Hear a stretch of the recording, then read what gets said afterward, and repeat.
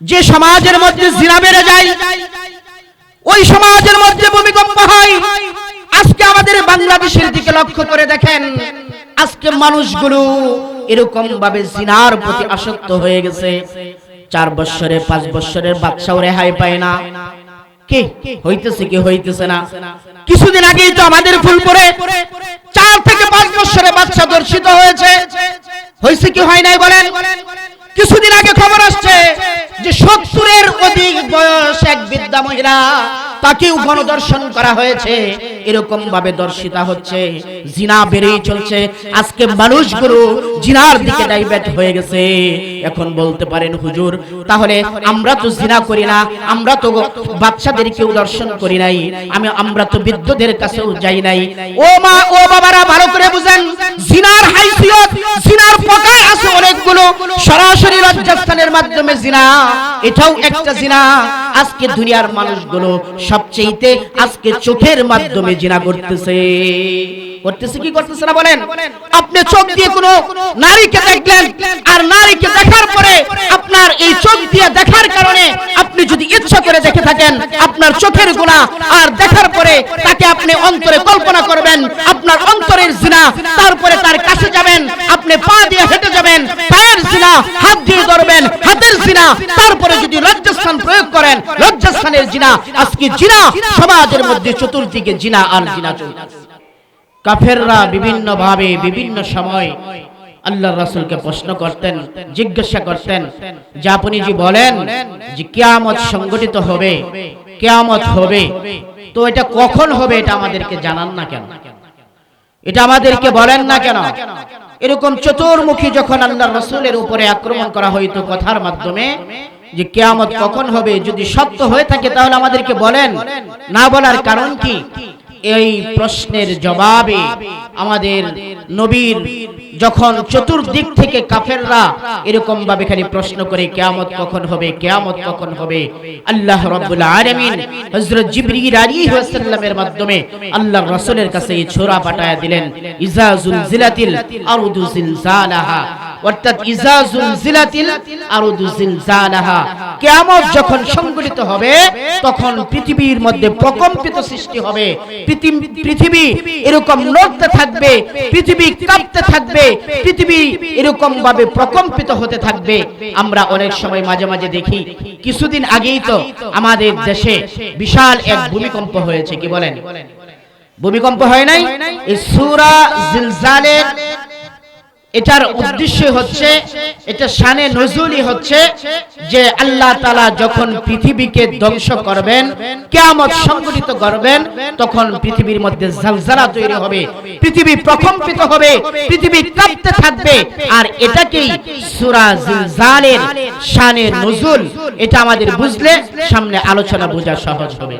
আরেকটা সংক্ষেপে বলতেছি, এই সূরার ফজিলত হাদিসের মধ্যে আসছে, তিরমিজি শরীফের হাদিস, আল্লাহর রাসূল বলেন, মান ক্বারাআ সূরাতুল জিলজাল নিসফু কুরআন, কোন মানুষ যদি এই সূরাতুল জিলজালকে তেলাওয়াত করে, সে সূরাতুল জিলজাল তেলাওয়াত করলো, কুরআনুল কারীমের অর্ধেক তেলাওয়াত করার যে সওয়াব, আল্লাহ তাআলা এই সওয়াব তার আমলনামায় দিয়ে দিবে। সুবহানাল্লাহ।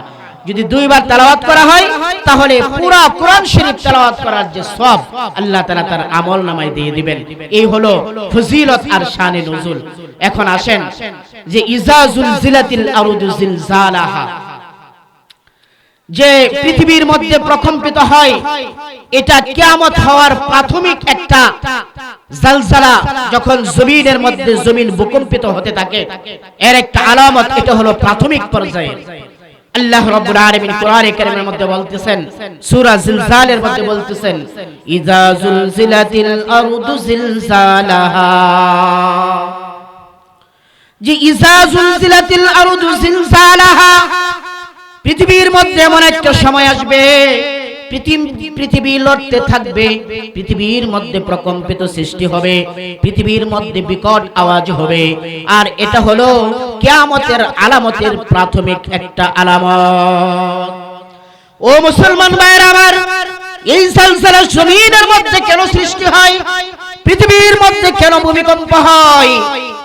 ভূমিকম্প হওয়ার কারণ হাদিসের মধ্যে আসছে, বুখারী শরীফের হাদিস, ওই জমিনের মধ্যে, ওই সমাজের মধ্যে, ওই দেশের মধ্যে তখনই ভূমিকম্প হয় যখন ওই সমাজের মধ্যে 4টা কাজ বেশি হতে থাকে। কয়টা কাজ? 4টা কাজ বেশি হতে থাকে। হাদিসের মধ্যে আসছে, আল্লাহর রাসূল বলেন, আল খমর, যে সমাজের মধ্যে মদ পান বেশি হবে, যে সমাজের মানুষগুলো নেশায় আসক্ত হয়ে পড়বে, যে সমাজের মানুষগুলো মদ পান করবে, ওই সমাজের মধ্যে, ওই এলাকার মধ্যে, ওই দেশের মধ্যে আল্লাহ তাআলার পক্ষ থেকে আসমানি আযাব, এই জমিনকে কম্পনের মাধ্যমে ওই সমস্ত বান্দাদেরকে আল্লাহ সতর্ক করে। এই জন্য মুসলমান ভাইরা আমার, আল্লাহ রাসূল যে হাদিসের মধ্যে বলেছেন যে 4টা কারণের 1 নম্বর কারণ হচ্ছে যারা নিশাদ্রব্য ব্যবহার করে। আজকে আমাদের দেশের মধ্যে তাকা দেখেন, আজকে এই নিশায় আমাদের যুবকগুলি আসক্ত। আজকে যুবকগুলো মদ খায়, ইয়াবা খায়, বাবা খায়, বিভিন্ন নিশার সাথে আজকে জড়িত। আর আল্লাহ তাআলা বলতেছেন, আল্লাহর হাবিব বলতেছেন, যে সমাজের মধ্যে মদ পান বেড়ে যাবে, যে সমাজের মানুষগুলো নিশায় কাতর হয়ে যাবে, ইয়াবা বাবা মদের প্রতি যাদের আসক্তি হয়ে যাবে, ওই সমাজের মধ্যে আল্লাহ তাআলার পক্ষ থেকে ভূমিকম্প আসবে, আযাব আসবে। এটা কাদের কারণে? সমাজের মানুষগুলোর কারণে। কোরআনে কারীমের মধ্যে অন্যত্র আল্লাহ তাআলা বলছেন, ظهر الفساد في البر والبحر بما كسبت أيدي الناس ليذيقهم بعد الذي عملوا لعلهم يرجعون। আল্লাহ তাআলা বলেন, জহরাল ফাসাদু ফিল বাররি ওয়াল বাহরি, পৃথিবীর মধ্যে জলে স্থলে যত প্রকার আযাব আসে, যত প্রকার মুসিবত আসে, যত প্রকার বিপদ আসে, বিমা কাসাবাত আইদিন নাস, এগুলো মানুষের হাতের কামাই। কাদের হাতের কামাই বলেন? মানুষের হাতের কামাই। কিভাবে? মানুষ যখন আল্লাহর নাফরমানি করতে করতে, আল্লাহ তাআলার বিধান লঙ্ঘন করতে করতে যখন সীমা ছাড়িয়ে যায়, তখন আল্লাহ তাআলা জমিনের মধ্যে আসমান থেকে এরকম ভাবে বিভিন্ন হাইসিয়তে, বিভিন্ন নামে, কখনো আযাব আসে ভূমিকম্পের মাধ্যমে, কখনো আযাব আসে সিডরের মাধ্যমে, কখনো আযাব আসে এরকম ভাবে করুণার মাধ্যমে, এক এক সময় এক একটা নামে আল্লাহ তাআলা জমিনের মধ্যে আসমান থেকে আযাব বর্ষণ করেন। কেন? লিইযিকাহুম বাদাল্লাযী আমিলু, দুনিয়ার যে মানুষগুলো সে গুনাহ করতে করতে আল্লাহ তাআলার সীমা ছাড়িয়ে যায়, যেন তাদের এই গুনার মজা, এই গুনার স্বাদ যেন তারা ভোগ করে, লাআল্লাহুম ইয়ারজিউন, আল্লাহ তাআলার দিকে ফিরে যায়। কার দিকে ফিরে যায়? আল্লাহ তাআলার দিকে ফিরে যায়।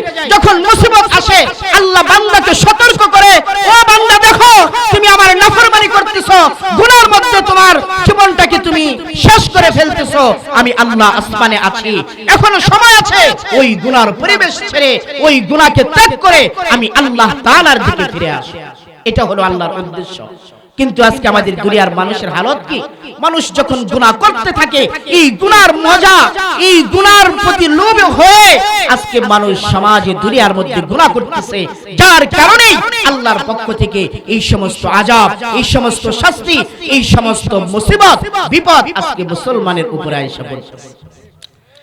এই কথাটাই আল্লাহ তাআলা বলতেছেন, ইযা যুলজিলাতিল আরদু জিলজালাহা, ও দুনিয়ার মানুষ ভালো করে শোনো, যখন তোমাদের পাপাচার, তোমাদের গুনাহ, তোমাদের অন্যায়, তোমাদের অপরাধ যখন সমাজে বেড়ে যাবে, তখন পৃথিবী বিকম্পিত হতে থাকবে, পৃথিবীর মধ্যে ভূমিকম্প তৈরি হবে, পৃথিবী কাঁপতে থাকবে, তখনই বুঝবা যে তোমার গুনার পাল্লা ভারী হয়ে গিয়েছে, গুনার পাল্লা ভারী হয়ে গেছে। আর ওই দিক থেকে রাসূল বলতেছেন যে যারা বেশি বেশি নেশায় আসক্ত হবে, মদ পান করবে, এই কারণে আল্লাহ তাআলা জমিনে ভূমিকম্প দিয়ে থাকে।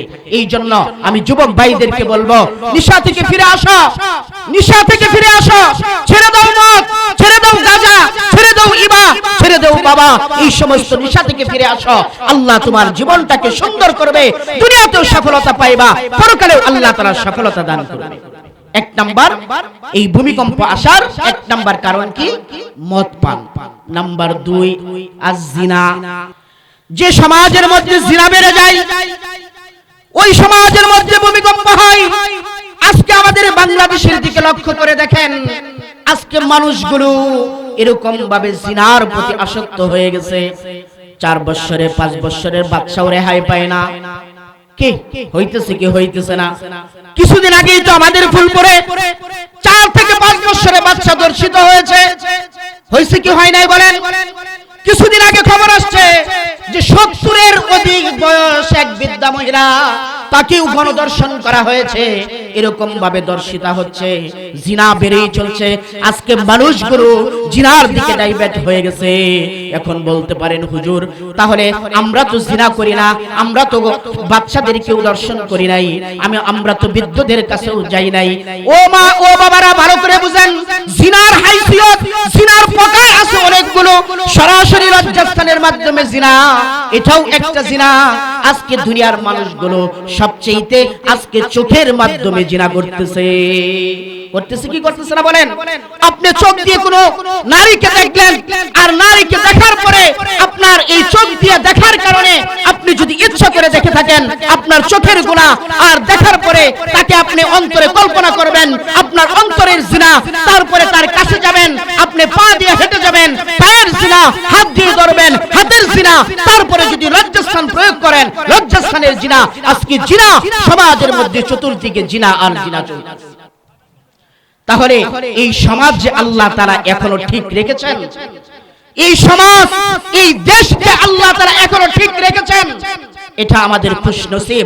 আর এটার কারণ হলো, আজকে এই সমাজ ঠিক থাকার কারণ হলো যে মাদ্রাসাগুলো যেখানে উলামায়ে কেরাম ছোট ছোট শিশু বাচ্চাদেরকে কোরআনের তালিম দিচ্ছে। আজকে দেখবেন আপনার পাশেই তো হেফজখানা আছে, রাত্রে 4টার সময় আপনি ঘুমে থাকেন, 4টার সময় আপনি আরামে থাকেন, এখানে উঠে দেখবেন ছোট ছোট বাচ্চাগুলো এই শীতের মধ্যে, কনকনে শীতের মধ্যে ঠান্ডা পানি দিয়ে ওযু করে তারা আল্লাহ তাআলার কালামুল্লাহ কোরআনে কারীম তেলাওয়াত করতেছে, আল্লাহ তাআলার সাথে কথা বলতেছে। সুবহানাল্লাহ। এই কারণে আল্লাহ তাআলা আজকে জমিনকে ঠিক রাখছে। এই জন্য মুসলমান ভাইরা আমার, আমরা যদি এই সমাজকে রক্ষা করতে চাই, এই সমাজকে যদি আমরা বাঁচাইতে চাই, আমরা সমাজের মানুষগুলো যদি ভালো থাকতে চাই, তাহলে আমাদের গুনাহ ছাড়তে হবে, আমাদের অপরাধ ছাড়তে হবে। আল্লাহ তাআলার নাফরমানি করা যাবে না। আর যখন এগুলো বেড়ে যাবে, আল্লাহর কোরআন বলতেছে, ইজা জুলজিলাতিল আরদু জিলসালাহা, কিয়ামত যখন সংঘটিত হবে, প্রথম ভূমিকা আল্লাহ তাআলা আসমানগুলোকে চূর্ণ বিচূর্ণ করে দিবেন, জমিনকে চূর্ণ বিচূর্ণ করে দিবেন। ইসরাফিল আলাইহিস সালামকে আল্লাহ তাআলা সৃষ্টি করেছেন, তিনার কাজ হলো তিনি সিংহা মুখে দিয়ে বসা। আল্লাহ তাআলার হুকুম যখন আসবে, তিনি ফুৎকার দিবেন। প্রথম ফুৎকারের সাথে সাথে জমিনগুলো রুহের মতন উড়ে যাবে, এরকম পাহাড়গুলো এরকম ভাবে জমিনের সাথে মিশে যাবে, সারা পৃথিবীর মধ্যে প্রকম্পিত হবে। কেমন প্রকম্পিত? সূরা হজের মধ্যে আল্লাহ তাআলা বলেন, ইয়া আইয়ুহান নাসুত্তাকু ইন্না ইয়া আইয়ুহান নাসুত্তাকু রাব্বাকুমুল লাযী ইন্না যালযালাতাস সাআ শাইউন আযীম। যখন ইসরাফিল আলাইহিস সালাম সিংহায় ফুঁক দিবে, পৃথিবীর মধ্যে এরকম কম্পন সৃষ্টি হবে, পৃথিবীর মধ্যে এমন বিকট আওয়াজ হবে, যে সমস্ত মায়েরা তাদের পেটের মধ্যে সন্তান ধারণ করেছে, এই আওয়াজের কারণে সন্তানগুলো প্রসব হয়ে যাবে। মা সন্তানকে কত মহব্বত করে আদর করে, সন্তানকে কখনো কষ্ট দিতে চায় না। এরকম দুধের সন্তানকে এই আওয়াজের, বিকট আওয়াজের কারণে মা ফেলে রেখে পালাবে। এটা জমিনের অবস্থা, এই ভয়াবহ অবস্থা হবে যদি আমরা এই গুনাহ থেকে ফিরতে না পারি। এই জন্য হুজুর আসছেন, সময় নাই, যে আলোচনা অনেক লম্বা সময়ের দরকার, আমি সংক্ষেপে 4-5 মিনিটের মধ্যে শেষ করে দিচ্ছি। এখানে আল্লাহ রাব্বুল আলামিন বলতেছেন, সমাজের মানুষগুলো যখন গুনাহ করতে থাকে, আজকে সমাজের মানুষগুলো মনে করে যে আমি অন্যায় করতেছি, আমি অপরাধ করতেছি, আমি সুদ খাইতেছি, আমি ঘুষ খাইতেছি, মনে হয় দুনিয়ার কেউ জানে না, আমি নিজে নিজে এগুলো করতেছি না। এই সূরা জিলজালের মধ্যে আল্লাহ তাআলা বলতেছেন ইজা জুলজিলাতিল আরদু জিলজালাহা ওয়া আখরাজাতিল আরদু আসকালাহা। কিয়ামত যখন কায়েম হয়ে যাবে, হাশরের ময়দান যখন কায়েম হয়ে যাবে, ইজা আখরাজাতিল আরদু আসকালাহা, জমিন তার ভিতরে যা কিছু আছে সব কিছু প্রকাশ করে দিবে। মুফাসসিরিনে কেরাম বলছেন এটার হালত হবে তিনটা। জমিনের ভিতরে আমরা মানুষ যখন মৃত্যুবরণ করে মানুষদেরকে দাফন করি, এই লাশগুলোকে জমিন বের করে দিবে। আর জমিনের মধ্যে থেকে যারা সুদ খেয়েছে, যারা ঘুষ খেয়েছে, যারা অন্যায় করেছে, যারা অবিচার করেছে, এগুলোকেও জমিন বার করে দিবে। আর ওই কিয়ামতের ময়দানে এরকম ভাবে যখন জমিন তার গর্ভ থেকে সব কিছু বাইর করে দিবে, মণি মুক্তা এরকম ভাবে জহরত গুলো সমানে মানুষের সামনে পড়ে থাকবে। আর মানুষগুলো আফসোস করে বলতে থাকবে, হায় আফসোস, এই স্বর্ণ মুদ্রার জন্য আমি মানুষকে হত্যা করেছি। আজকে এই স্বর্ণ মুদ্রা মণি মুক্তা পড়ে আছে, কেউ ধরার নাই, কেউ দেখার নাই। মানুষগুলো তখন আফসোস করে বলতে থাকবে, এই জন্যই আমি কি মানুষকে হত্যা করেছি, এই জন্যই আমি আত্মীয়তার সম্পর্ক ছিন্ন করেছি, এই জন্যই কি আমি চুরি করেছি। ওই দিন আফসোস করলে ওই আফসোস কোনো কাজে আসবে না। এই জন্য মুসলমান ভাইরা আমার, লোকালয়ে কোনো কিছু করে পার পাওয়ার কোনো সুযোগ নাই।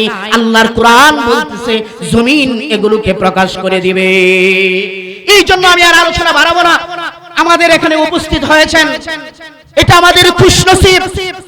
আরেকটা বিষয় না বললেই নয়, আজকে আল্লাহ রাব্বুল আলামিন পৃথিবীর মধ্যে, বিশেষ করে আমাদের বাংলাদেশের মধ্যে এমন এক পরিবেশ কায়েম করে দিয়েছেন, এমন এক পরিবেশ তৈরি করে দিয়েছেন। আজকে উলামায়ে কেরাম দেশের নেতৃত্বের জন্য উলামায়ে কেরাম আজকে ঘর থেকে বের হয়ে আসছেন। আমি আপনাদেরকে আশ্বস্ত করতে চাই, আমরা আমাদের যারা নেতৃত্ব দিয়েছে তাদেরকে আমরা সংসদে পাঠিয়েছিলাম আমাদের জান মালের হেফাজতের জন্য, আমাদের আমানত রক্ষা করার জন্য। তারা সুন্দর সুন্দর কথা বলে, নির্বাচনের আগে মাথায় এই টুপি পরে, হাতে তসবিহ নিয়ে তারা ভালো কাজ করবে, এই করবে, সেই করবে। কিন্তু আমরা দেখতে পেয়েছি তারা সংসদে গিয়ে আমাদের ভোটে আমরা নেতা নির্বাচন করে পাঠিয়েছি, তারা ওইখানে গিয়ে মদের লাইসেন্স দিয়েছে, পতিতালয়ের লাইসেন্স দিয়েছে, সুদের লাইসেন্স দিয়েছে, এরকম মানুষের উপরে অন্যায় অবিচার করেছে। এই জন্য আমি আপনাদেরকে বলবো, আর সুযোগ নেই।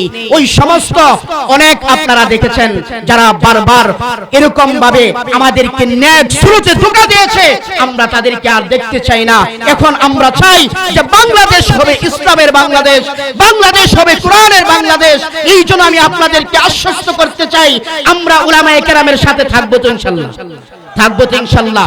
উলামায়ে কেরাম সংসদে গেলে আপনাদের মালের হেফাজত হবে, আপনাদের জানের হেফাজত হবে, আপনাদের আমানত রক্ষা হবে। সাহাবায়ে কেরাম যেভাবে দেশ পরিচালনা করছেন, আল্লাহর রাসূল যেভাবে দেশ পরিচালনা করছেন, এটার নমুনা আপনারা দেখতে পারবেন। এই জন্য সর্বশেষ এটাই আপনাদের কাছে আমাদের চাওয়া। আমরা অন্য সমস্ত তন্ত্রমন্ত্র দেখেছি, এখন আমরা কোরআনের বাংলাদেশ দেখতে চাই।